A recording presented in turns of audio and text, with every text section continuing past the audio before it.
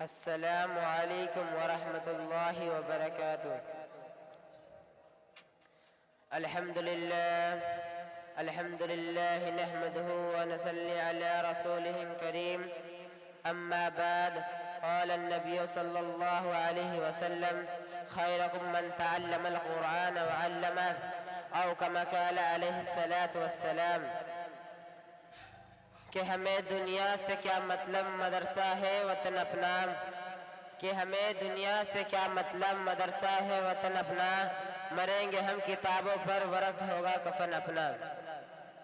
محترم سامعین کرام، آج کی مجلس میں آپ حضرات کے روبرو مدرسہ کی مختصر حقیقت بیان کرنا چاہتا ہوں، امید ہے کہ بغور سماعت فرمائیں گے۔ مدرسہ ایک بہت بڑی نعمت ہے۔ آج کے دور میں مدرسہ بہت ہی قیمتی چیز ہے۔ اللہ تعالیٰ نے ہمیں یہ نعمت عطا فرمائی ہے، ہمیں اس سے فائدہ اٹھانا چاہیے۔ علم دین کا اتنا سیکھنا فرض ہے جس سے نماز، روزہ وغیرہ درست ہو سکے۔ علم دین کی تعلیم اس مدرسے میں ہوتی ہے۔ یہ مدرسہ ماں کی گود کی طرح ہے۔ جس طرح بچہ ماں کی گود میں پرورش پاتا ہے، یہاں انسان پرورش پاتا ہے، اور مدرسہ انسان کو انسان بناتا ہے۔ مدرسہ چند افراد مل کر بناتے ہیں، اور مدرسہ کئی افرادوں کو بناتا ہے۔ مدرسہ کی عمارتیں ہم بناتے ہیں، اور مدرسہ ہمارا قلب بناتا ہے۔ اللہ تعالیٰ سے ہمارا تعلق جوڑتا ہے، اور یہی نبی کا کام تھا کہ مخلوق کو خالق سے جوڑتے تھے۔ یہ مدرسہ بھی ہمیں اللہ سے جوڑتے ہیں، جس طرح نبی مخلوق کو خالق سے جوڑتے تھے، اسی طرح مدرسہ بھی ہمیں اللہ سے جوڑتا ہے۔ لہٰذا ان مدرسوں کو نہ کوئی طاقت ہلا سکتی ہے، اور نہ کوئی طاقت ان مدرسوں کو توڑ سکتا ہے۔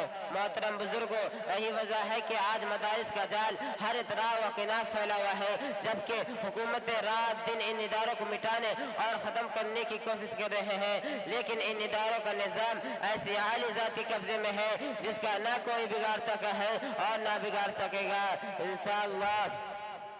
اب اس کے متعلقین کے بارے میں سرور دو عالم صلی اللہ علیہ وسلم کی زبان سے سنے۔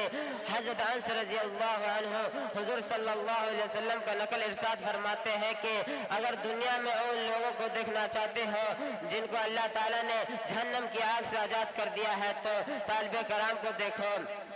باخدا جو طالب علم صرف علم دین حاصل کرنے کی نیت سے کسی عالم کے دروازے پر جاتا ہے، اس کو ہر حرف اور ہر قدم پر 1 سال عبادت کا ثواب ملتا ہے، اور اس کے لیے جنت میں ایک شہر بنا دیا جاتا ہے۔ جہاں جہاں اس کے قدم پڑتے ہیں، فرشتے اس کے لیے مغفرت کا اعلان کرتے ہیں۔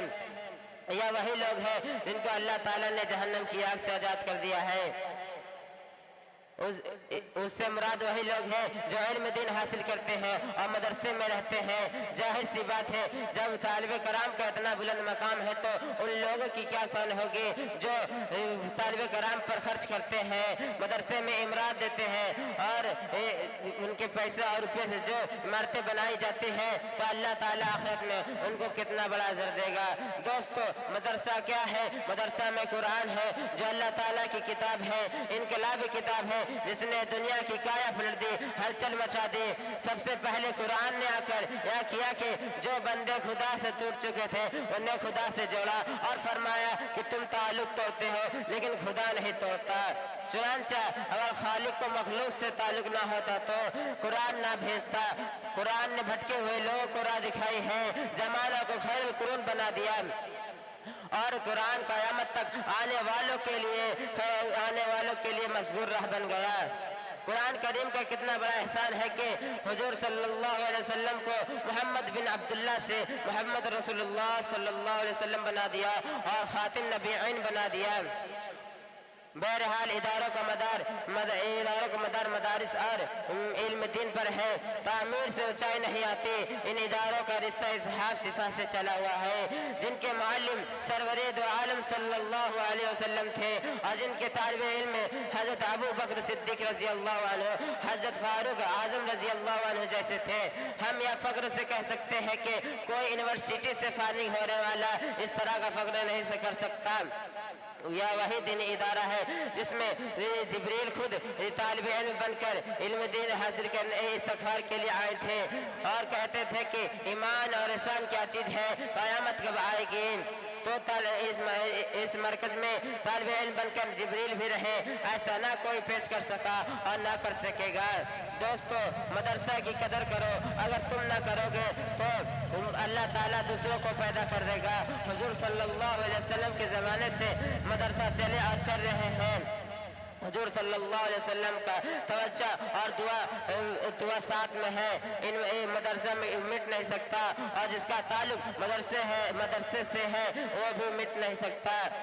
لہذا مدرسہ کی قدر کرو اور اس سے تعلق جوڑو۔ اللہ تعالی ہمیں دینی اداروں کی قدردانی کرنے کی توفیق عطا فرمائے، آمین۔ وما علینا الا البلاغ۔